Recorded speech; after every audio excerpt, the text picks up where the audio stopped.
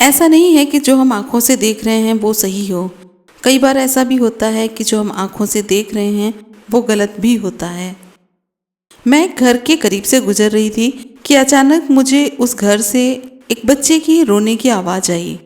उस बच्चे की आवाज़ में इतना दर्द था कि अंदर जाकर देखा कि ये बच्चा रो क्यों रहा है।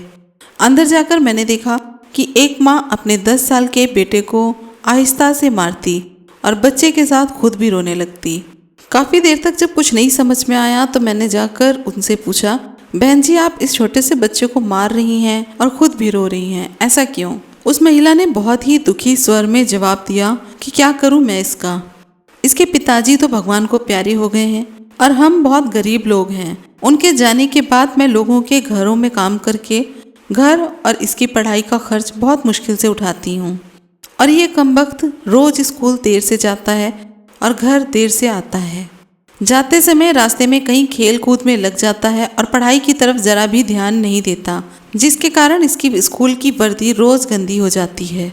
मैंने बच्चे को और उसकी माँ को जैसे तैसे समझाया और वापस वहाँ से चल दी। इस घटना को कुछ ही दिन बीते थे कि एक दिन सुबह सुबह कुछ काम से मैं सब्जी मंडी की तरफ गई तो अचानक मेरी नज़र उस बच्चे पर पड़ी जो रोजाना घर से मार खाता था। मैंने देखा कि वह बच्चा मंडी में घूम रहा है और जो दुकानदार अपनी दुकानों के लिए सब्जी खरीद कर अपनी बोरियों में डालते तो उनमें से कोई सब्जी जमीन में गिर जाती तो वह बच्चा फौरन उसे उठाकर अपनी झोली में डाल लेता।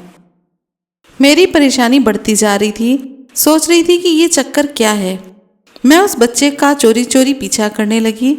जब उसकी झोली सब्जियों से भर गई तो वह सड़क के किनारे बैठकर उसे ऊंची ऊंची आवाज़ें लगाकर वह सब्जियां बेचने लगा। मुंह पर मिट्टी लगी हुई थी। उसकी स्कूल की यूनिफॉर्म एकदम गंदी हो गई थी। आंखों में नमी। ऐसा महसूस हो रहा था कि जैसे दुकानदार की जिंदगी पहली बार देख रही हूँ। जिस दुकान के आगे उस बच्चे ने अपनी दुकान लगाई थी वो दुकान वाला अंदर से निकला और गुस्से में आकर उसने नन्ही सी दुकान के एक लात मारी। लात मारते ही उसकी जो सब्जियां थी सारी झटके से रोड पर बिखर गई। बाजुओं से पकड़कर उसने उस बच्चे को भी उठाया और धक्का दे दिया। वह बच्चा आंखों में आंसू लिए चुपचाप दोबारा अपनी सब्जियों को इकट्ठा करने लगा और थोड़ी देर बाद अपनी सब्जी एक दूसरी दुकान के सामने डरते डरते लगा ली। भला हो उसका जिसकी दुकान के आगे सामने इस बार उस बच्चे ने अपनी नन्ही सी दुकान लगाई। उस इंसान ने बच्चे को कुछ नहीं कहा और बच्चा भी चुपचाप सब्जी बेचने लगा। थोड़ी सी सब्जी थी, ऊपर से उसके रेट भी कम थे तो फटाफट उसकी सब्जियां बिक गई। फिर उसने दुकानदार को वे पैसे दिए और दुकान से अपना बैग उठाया और वहाँ से बिना कुछ कहे स्कूल की तरफ चल पड़ा। मैं भी उसके पीछे पीछे चल रही थी। बच्चे ने रास्ते में अपना मुंह हाथ धोया और स्कूल की तरफ चल दिया। मैं भी उस बच्चे के पीछे स्कूल की तरफ गई। जब वह बच्चा स्कूल गया तो 1 घंटा लेट हो चुका था, जिस पर उसके टीचर ने डंडे से उसे खूब मारा। मैंने जल्दी से जाकर टीचर को मना किया कि इसे मत मारो। टीचर कहने लगी कि रोजाना 1-1.5 घंटे लेट से ही आता है और मैं रोजाना इसे सजा देता हूँ कि डर से स्कूल वक्त पर आ जाए। डांटने मारने और इसके घर में शिकायत करने के बावजूद भी ये ऐसे ही आता है। खैर, बच्चा मार खाने के बाद क्लास में जाकर बैठ गया और पढ़ाई करने लगा।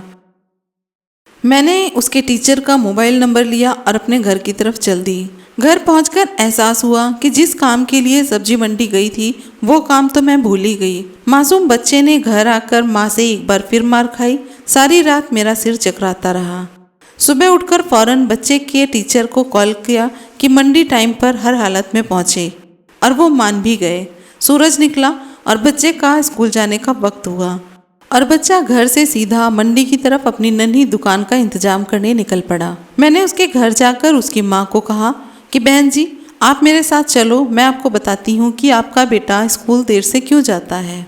फौरन उसकी माँ मेरे साथ कहते हुए चल पड़ी कि आज इस लड़के को नहीं छोड़ूंगी। मंडी में लड़के का टीचर भी आ चुका था। हम तीनों ने अलग अलग पोजीशन संभाल ली और उस लड़के को छुपकर देखने लगे। आज भी उसने काफ़ी लोगों से डांट फटकार खाई और धक्के खाने पड़े और आखिरकार वह लड़का अपनी सब्जी बेचकर कपड़े वाली दुकान पर चल दिया। अचानक मेरी नज़र उसकी माँ पर पड़ी। मैंने देखा कि वो बहुत ही दर्द भरी सिसकियाँ लेकर रो रही थी। मैंने फौरन उस टीचर की तरफ देखा तो वो भी शिद्दत से आंसू बहा रहे थे। दोनों के रोने से मुझे ऐसा लग रहा था जैसे उन्होंने किसी मासूम पर बहुत जुल्म किया हो और आज उन दोनों को अपनी अपनी गलतियों का एहसास हो रहा था। उसकी माँ रोते रोते घर चली गई और टीचर भी सिसकियाँ लेते हुए स्कूल चला गया। बच्चे ने दुकानदार को पैसे दिए और आज दुकानदार ने उसको एक लेडीज सूट दिया और बोला, बेटा आज सूट के तेरे सारे पैसे पूरे हो गए हैं, अपना सूट ले लो। बच्चे ने उस सूट को पकड़ा और अपने स्कूल के बैग में रखा और स्कूल की तरफ चल दिया। आज भी वो 1 घंटा लेट हो गया था। सीधा टीचर के पास गया और बैग को डेस्क पर रखकर मार खाने के लिए अपनी पोजीशन संभाल ली और हाथ आगे बढ़ा दिए कि टीचर उसे डंडे से मार ले। टीचर कुर्सी से उठा और फौरन बच्चे को गले लगाकर बहुत जोर जोर से रोने लग गया। मैं भी देखकर अपने आंसुओं पर काबू नहीं पा सकी। मैंने अपने आप को संभाला और आगे बढ़कर टीचर को चुप कराया और बच्चे से पूछा कि ये जो बैग में सूट है वो किसके लिए है। बच्चे ने रोते हुए जवाब दिया कि मेरी माँ अमीर लोगों के घरों में मजदूरी करने जाती है और उसके कपड़े फटे हुए होते हैं, कोई जिस्म को पूरी तरह से ढांकने वाला सूट नहीं है और मेरी माँ के पास पैसे नहीं हैं, इसलिए अपनी माँ के लिए ये सूट खरीदा है। मैंने उससे सवाल किया, तो ये सूट आज जाकर तुम अपनी माँ को दोगे? उसका जवाब सुनकर मेरे और टीचर के दोनों के पैरों के नीचे से ज़मीन निकल गई। नहीं, मैं भी ये सूट अपनी मम्मी को नहीं दूंगा। रोज़ाना स्कूल से जाने के बाद काम करके थोड़े थोड़े पैसे सिलाई के लिए दर्जी के पास अलग जमा किए हैं। ये सूट जब सिल जाएगा तो मैं माँ को दूंगा। टीचर और मैं ये सोचकर रोते जा रहे थे कि आखिर कब तक हमारे समाज में गरीबों के साथ ऐसा होता रहेगा। उनके बच्चे त्योहार की खुशियों में शामिल होने के लिए कब तक जलते रहेंगे? क्या ऊपर वाले की खुशियों में इन जैसे गरीबों का कोई हक नहीं है? क्या हम अपनी खुशियों के मौके पर अपनी ख्वाहिशों में से थोड़े पैसे निकालकर अपने समाज में मौजूद गरीब और बेसहारा लोगों को नहीं दे सकते?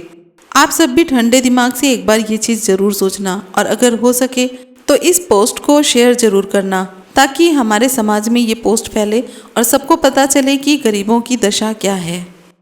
ये कहानी फेसबुक से ली गई है, बहुत अच्छी लगी थी इसलिए पोस्ट की। और अगर हो सके तो इस पोस्ट को उन लोगों तक ज़रूर पहुंचाएं जो कि ये काम करने में रुचि रखते हैं। हमारी छोटी सी कोशिश से किसी भी सक्षम के दिल में गरीबों के प्रति हमदर्दी का जज्बा ही जाग जाए तो ये लेख किसी भी गरीब के घर की खुशियों की वजह बन जाएगा। पोस्ट अच्छी लगी हो तो प्लीज़ लाइक कमेंट शेयर ज़रूर करें और चैनल को सब्सक्राइब करें।